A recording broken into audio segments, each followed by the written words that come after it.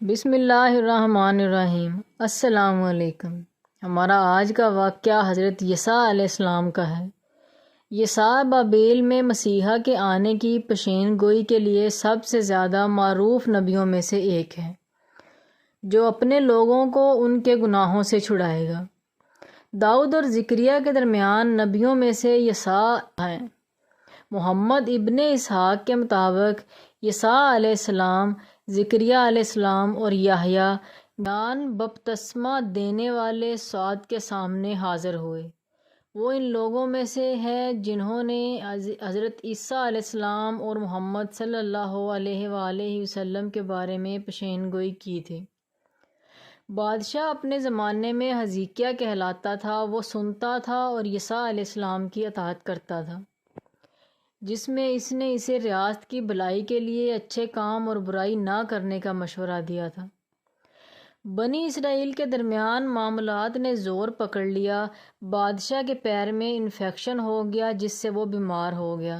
جب وہ بیمار تھا، بابل کا بادشاہ سنہریب 60,000 آدمیوں کے ساتھ یروشلم کی طرف بڑھا۔ لوگ بہت گھبرا گئے۔ بادشاہ نے عیسیٰ سے پوچھا، اللہ نے سنہیرب اور اس کی فوج کے بارے میں آپ پر کیا وحی کی؟ اس نے جواب دیا، اس نے ابھی تک مجھ پر کچھ ظاہر نہیں کیا۔ پھر بادشاہ حزقیہ کے لیے وحی نازل ہوئی کہ وہ ایک جانشین مقرر کرے، جیسا کہ وہ چاہتا تھا، کیونکہ اس کا انجام قریب تھا۔ جب حضرت عیسیٰ علیہ السلام نے اسے یہ بتایا تو بادشاہ نے قبلہ کی طرف رخ کیا، یعنی اس نے نماز کی نیت کر لی۔ اس نے دعا کی، اللہ کی تسبیح کی، اسے پکارا اور رویا۔ سچے دل، توکل اور صبر کے ساتھ اللہ تعالیٰ کی بارگاہ میں روتے ہوئے اور دعا کرتے ہوئے فرمایا، اے رب العالمین اور معبودوں کے معبود، اے رحم کرنے والے اور اے رحم کرنے والے، جسے نیند اور نہ ہی سر ہلانا غالب آ سکتا ہے، مجھے یاد رکھنا، میرے اعمال اور بنی اسرائیل کے بارے میں میرا انصاف اور جو کچھ تیری طرف سے تھا اور تو مجھ سے بہتر جانتا ہے۔ میرے کھلے اعمال اور میرے راز تیرے پاس ہیں۔ اللہ تعالیٰ نے اس کی دعاؤں کا جواب دیا اور اس پر رحم کیا۔ اس نے عیسیٰ کو یہ خوشخبری سنانے کے لیے انکشاف کیا کہ اسے اس کے رونے پر ترس آتا ہے اور وہ اس کی عمر مزید 15 سال تک بڑھا دے گا اور اسے دشمن سنہریب سے بچائے گا۔ جب عیسیٰ علیہ السلام نے حزقیہ کو یہ بتایا تو اس کی بیماری ٹھیک ہو گئی، بدی اور غم دور ہو گیا اور وہ سجدہ میں گر پڑا اور کہنے لگا، اے رب، تو جسے چاہتا ہے بادشاہی دیتا ہے اور جس کو چاہتا ہے مغلوب کرتا ہے، اور جسے چاہتا ہے بلند کرتا ہے اور جسے چاہتا ہے ذلت دیتا ہے۔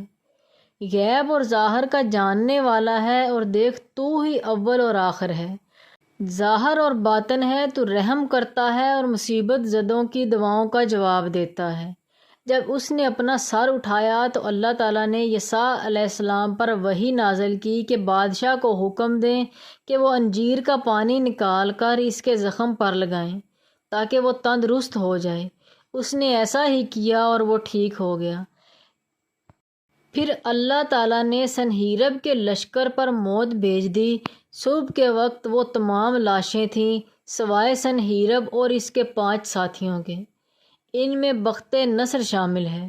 اسرائیل کے بادشاہ نے فوراً ان کو بلایا، انہیں بیڑیوں میں ڈالا اور ان کی تضحیک اور توہین کرنے کے لیے انہیں 70 دن تک ملک میں رکھا۔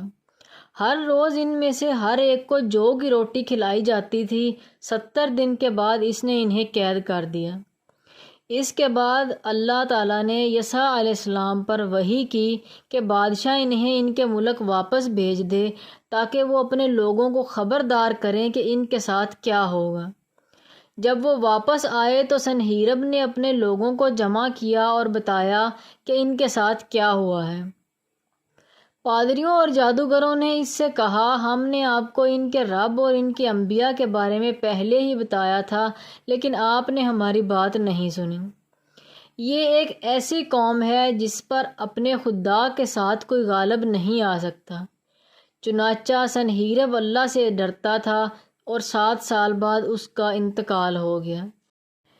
ابن اسحاق نے یہ بھی بیان کیا کہ جب اسرائیل کے بادشاہ حزقیہ کی وفات ہوئی تو بنی اسرائیل کی حالت بگڑ گئی، سیاسی الجھنیں تھیں اور ان کی شرارتیں بڑھ گئیں۔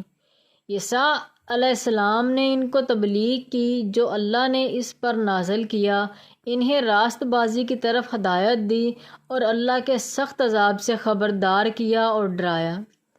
اس کی تبلیغ نے اسے اپنا دشمن بنا دیا اور انہوں نے اسے قتل کرنے کا فیصلہ کر لیا، چنانچہ وہ بچ گیا۔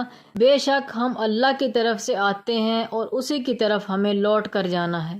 تو ناظرین و سامعین، کیسی لگی آپ کو ہماری آج کی ویڈیو اچھی لگے ویڈیو کو لائک کریں، شیئر کریں اور ساتھ ہی سبسکرائب کے بٹن کو کلک کر کے بیل آئیکن کو بھی دبا دیں تاکہ ہماری ہر نئی آنے والی ویڈیو کا نوٹیفیکیشن سب سے پہلے آپ کو ملے۔ تو ملتے ہیں ایک نئی ویڈیو کے ساتھ، تب تک کے لیے اللہ حافظ۔